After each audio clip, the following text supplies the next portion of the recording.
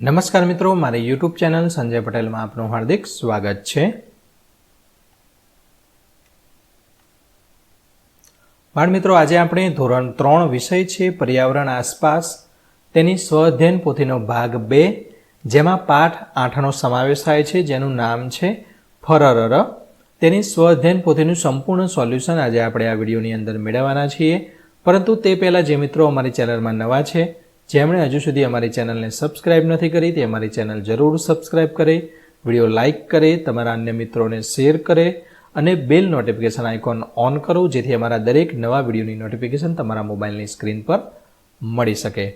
મિત્રો, આ દરેક વિડીયોનું PDF સ્વરૂપે સોલ્યુશન મેળવવા માટે તમારા મોબાઈલના પ્લે સ્ટોરમાં વિશ્વગુરુ સંજય પટેલ સર્ચ કરી એપ્લિકેશન ઇન્સ્ટોલ કરી શકશો। તદ્દન ફ્રી એપ છે, કોઈપણ પ્રકારનો ચાર્જ અથવા પૈસા તમારે આપવાના નથી। શરૂઆતની સ્ક્રીન આવી જોવા મળશે, તેમાં સ્વઅધ્યયન પોથી પર ક્લિક કરી ધોરણ 3 પસંદ કરી વિષય પર્યાવરણ પર ક્લિક કરતા વિડીયોના ઓપ્શન પરથી તમે વિડીયો જોઈ શકશો અને પીડીએફના ઓપ્શન પરથી તમે PDF સ્વરૂપે સોલ્યુશન મેળવી શકશો। ઉપરાંત આ એપ્લિકેશનની અંદર સ્વાધ્યાયના વિડીયો, તેના PDF સ્વરૂપે સોલ્યુશન, પ્રોજેક્ટ બુકના વિડીયો તેમજ તેનું સોલ્યુશન PDF સ્વરૂપે MCQ દરેક વસ્તુ આપેલું છે। એકવાર જરૂર ડાઉનલોડ કરીને જોજો, ખૂબ જ સારી એપ છે, તમારે કામમાં આવશે। તો ચાલો શરૂ કરીએ પાઠ 8 તેનું સોલ્યુશન જોઈએ। સૌપ્રથમ છે પ્રશ્ન 1, નીચેના પ્રશ્નના જવાબ લખો। તેમાંનો પહેલો પ્રશ્ન, તમારી આસપાસ જોવા મળતા વાંકી ચાંચવાળા પ્રાણીઓના નામ આપો। વાંકી ચાંચ એટલે પોપટની ચાંચ તમે જોઈ છે ને, લાલ કલરની, એ આગળથી વાંકી હોય તેવા, તો તેમાં ગીધ, સમડી અને ઘુવડનો સમાવેશ થાય છે। પ્રશ્ન 2, કાળો રંગ ધરાવતા પ્રાણીઓના નામ। જુઓ મિત્રો, ફરીથી દરેક વિડીયોની અંદર હું કહું છું, પ્રાણી એટલે તમારે અહીંયા પશુ, પક્ષી અને જીવજંતુ સમજવાના છે। હવે પ્રાણી એટલે તમને એમ થશે પક્ષીને કેવી રીતના આવે, હકીકતમાં આપણે પણ પ્રાણીમાં જ આવીએ, પણ કેવા? સામાજિક પ્રાણીમાં, 2 પગવાળા સામાજિક પ્રાણી આપણે કહેવાય, બુદ્ધિજીવી પ્રાણી કહીએ આપણે। ઓકે, માણસ છે બુદ્ધિજીવી પ્રાણીમાં આવે, તો અહીં પ્રાણી એટલે પશુ, પક્ષી અને જીવજંતુ સમજવાના છે। ઓકે, તો તેની અંદર કાળો રંગ ધરાવતા હોય તેવા કાગડો, કોયલ અને કાકા કૌવા આવે છે। તમે ચકલીનો માળો ક્યાં ક્યાં જોયો છે? તો મેં ચકલીનો માળો ઘરમાં અને શાળામાં જોયો છે। પ્રશ્ન 4, કાગડા કરતાં કદમાં મોટા એટલે કે કાગડા કરતાં મોટું હોય તે પ્રાણીના નામ લખો। તેમાં મોર, સમડી, ગીધ અને ઘુવડ। પ્રશ્ન 5, પોપટ કરતાં મોટી પૂંછડી ધરાવતા પ્રાણીના નામ। તેમાં મોર, સમડી, ગીધ અને ઘુવડ। તમે કયા કયા પ્રાણીઓના પીંછા જોયા છે? તો મોર, કબૂતર, ચકલી, કાબર અને કાગડો। 7મો પ્રશ્ન, કયા પ્રાણીનો અવાજ તમને સૌથી વધુ ગમે છે? તો મોર, કોયલ, પોપટનો અવાજ મને સૌથી વધુ ગમે છે। પ્રશ્ન 2, ચાંચના પ્રકાર મુજબ રંગ પૂરો। વાંકી ચાંચ હોય તો લીલો રંગ પૂરવાનો છે, સીધી ચાંચ હોય તો પીળો રંગ પૂરવાનો છે। ઓકે, તો પોપટને વાંકી ચાંચ હોય તો લીલો રંગ, સમડીને વાંકી ચાંચ લીલો રંગ, ઘુવડને પણ લીલો, ગીધમાં પણ લીલો।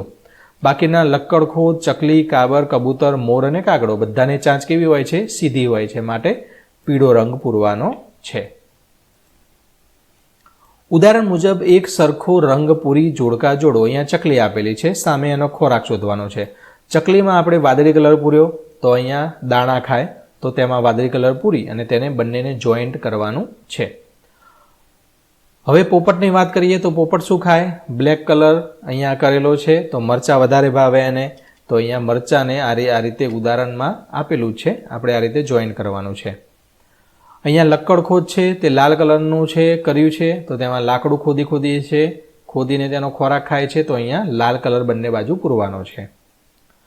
હવે અહીંયા ગીધ આપેલું છે, તો ગીધ છે એ આવા નીચા નાના નાના પ્રાણીઓને એને ખાય છે, માટે આ બંનેમાં લાલ કલર પૂરવાનો છે। અહીંયા સમડી આપેલી છે, તો તેમાં પીળો કલર પૂર્યો અને અહીંયા ઉંદર, એની અંદર પણ પીળો કલર પૂરવાનો છે। તો આ રીતે તમે પૂર્ણ કરી શકશો। પ્રશ્ન 4, પ્રાણીના ચિત્ર પરથી માંગેલી વિગત લખો। તો પ્રાણીનું ચિત્ર તમારે ઓળખવાનું। અહીંયા ઝાડની અંદર કાણું પાડે, જેને આપણે કહીએ લક્કડ એટલે કે લાકડું, ખોદ એટલે કે ખોદે છે તે લક્કડ ખોદ એનું નામ પાડ્યું છે। જેની વિશેષતા, તેની ચાંચ લાંબી, મજબૂત અને ધારદાર હોય છે, જે લાકડાને કોરી એટલે કે તેને ખોતરીને તેમાં કોતરી ખાધે છે। અન્ય વિગત, તે ઝાડના થડમાં બાકોરું પાડી તેમાં રહે છે. હવે આ છે કલકલિયો. તો આ પક્ષીનો મુખ્ય આહાર માછલી હોય છે. ગુજરાતમાં 5 પ્રકારના કલકલિયા જોવા મળે છે. આ ઘોવડ, ચારે બાજુ 360 ડિગ્રી આપણે કહીએ ને, 360 ડિગ્રી બધી બાજુ જોઈ શકે, ગોળ આખી ડોક ફેરવી શકે એવું આ ઘોવડ છે. તો વિશેષતા, રાત્રિના અંધકારમાં પણ સારી રીતે જોઈ શકે. માથાના પીંછા શિંગડાની અણી જેવા લાગે છે. પ્રશ્ન 5, કોઈ પણ 2 પ્રાણી વિશે જોડકણા લખો. જોડકણા બનાવવાના. પોપટ મારો ભાઈબંધ છે, મારી વાડીમાં આવે છે, મરચા ખાય, જાંબુ ખાય, સૌને રામ રામ કરતો જાય. તો તેમાં આવશે પોપટ. કુહુ કુહુ બોલું છું, બધે જોવા મળું છું, મારો અવાજ સૌને ગમે, હું તો મીઠું ટંકું છું. તો તેમાં શું આવે? કોયલ. તો આ રીતે જોડકણા આપણે લખેલા છે 2 પ્રાણી એટલે કે 2 પક્ષી વિશેના. તો આશા રાખું બાળકો અહીંયા આ પાઠ છે તેનું સોલ્યુશન તમને મળી ગયું હશે, સારી રીતે સમજાઈ ગયું હશે. જો વિડીયો સારો લાગે તો લાઈક કરો, તમારા અન્ય મિત્રોને શેર કરો.